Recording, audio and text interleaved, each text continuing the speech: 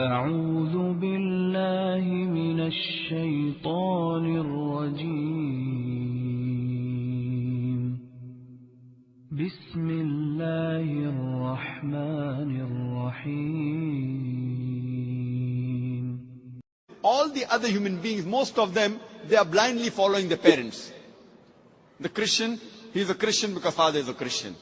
The person is a Hindu because father is a Hindu. Most of the Muslims are Muslims because their fathers are Muslim. This atheist is thinking, his father, his parents may be religious, but he does not believe in the gods which his parents worship.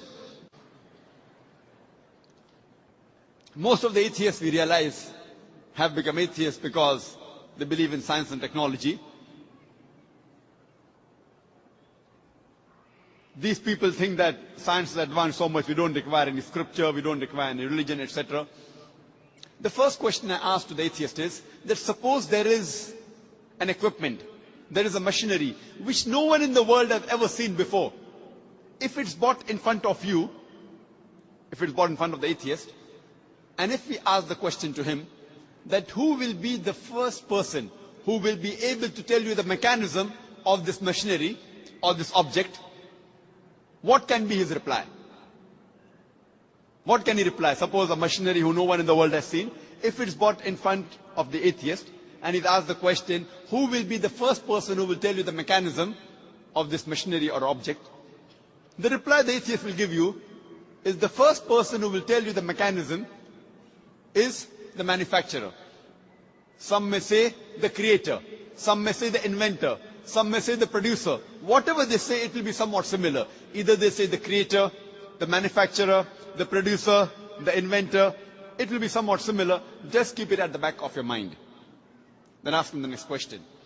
That how did our universe come into existence? So the atheist will tell us that initially there was a primary nebula. Then there was a big bang. There was a secondary separation which gave rise to galaxies, the sun, the moon, and the earth on which we live. This we call as a Big Bang. When did you come to know about this creation of the universe? So he will tell you, about 30-40 years back, the scientists that discovered this. You ask him the question, but what you're talking about the Big Bang is already mentioned in the Quran, in Surah Anbiya, chapter number 21, verse number 30, which says, أَوَلَمْ يَرَ الَّذِينَ كَفَرُوا.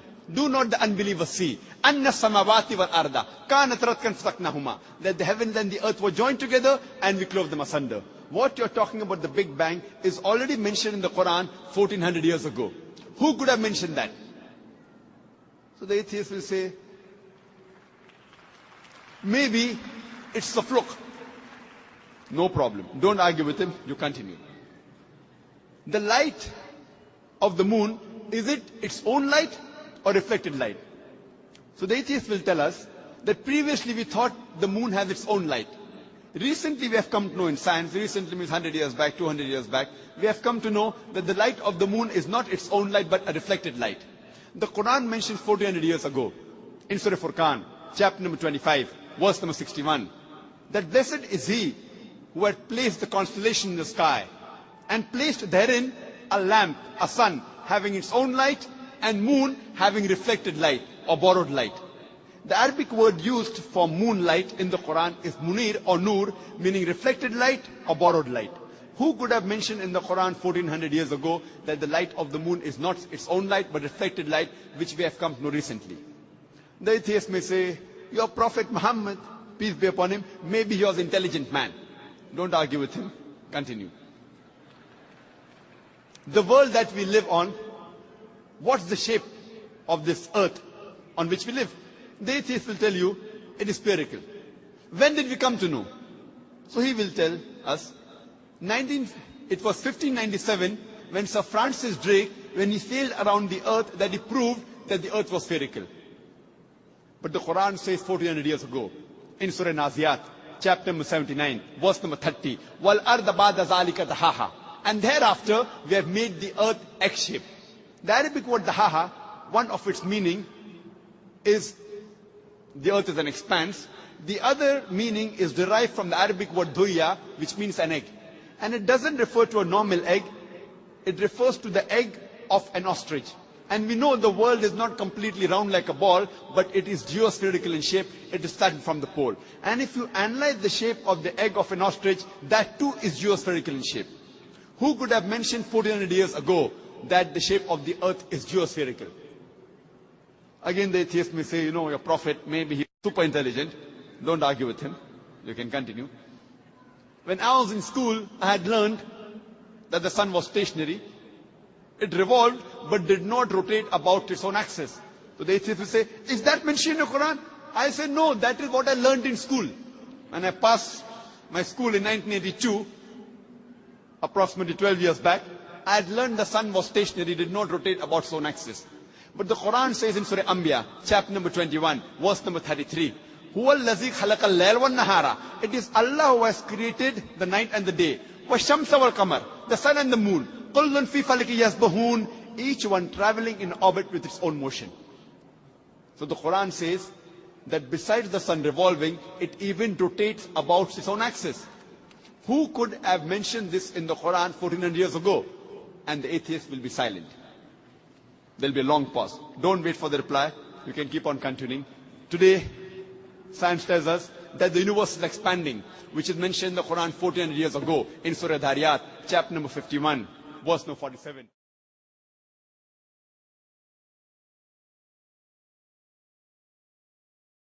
The Quran speaks about the water cycle which we learned in school. It was Sir Bernard Palissy in 1580 who first described the water cycle, how does the water evaporate from the ocean, forms into clouds, moves into the interior, falls down as rain. This water cycle is spoken about in great detail in the Quran in several verses.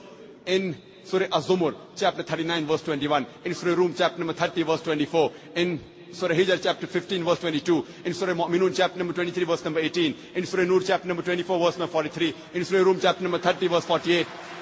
In Surah Araf, chapter number 7, verse number 17. In Surah Furqan, chapter number 25, verse 48 to 49. In Surah Fatir, chapter number 35, verse number 9. In Surah Yasin, chapter number 36, verse number 34. In Surah Mulk, chapter number 67, verse number 30.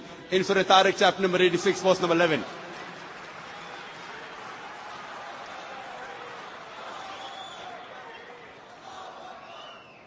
There are hundreds of verses in the Quran which only speak about the water cycle, which science has discovered recently.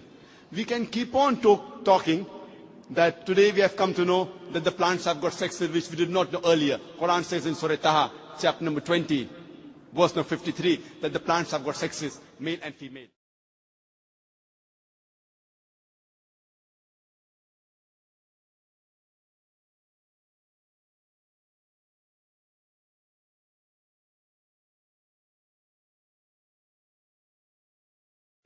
Today, we have come to know that there are two types of water, sweet and salty.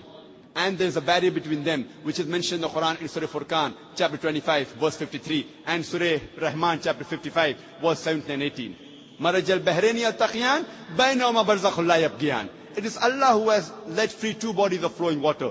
Though they meet, they do not mix. There is a barrier between them.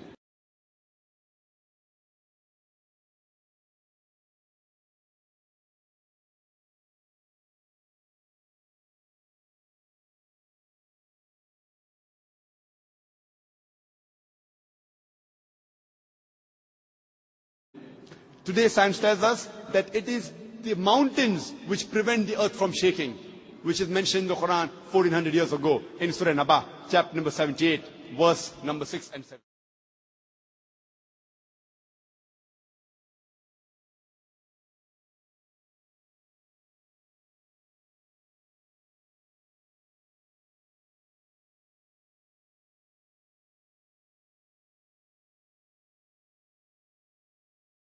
The Quran speaks about biology, that we have created every living creature from water, every living thing, in Surah Anbiya, chapter 21, verse number 30.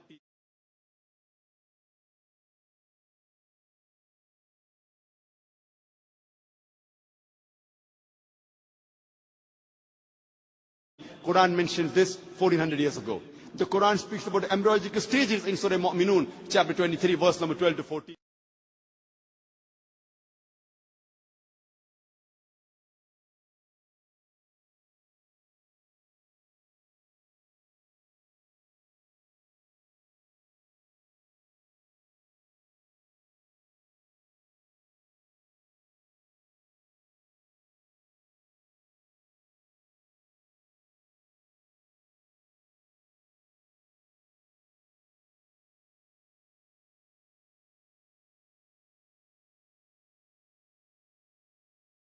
You can go on talking about the scientific points. There are more than 1,000 verses in the Quran which speak about science. After every scientific fact, you ask the question, who could have mentioned that in the Quran?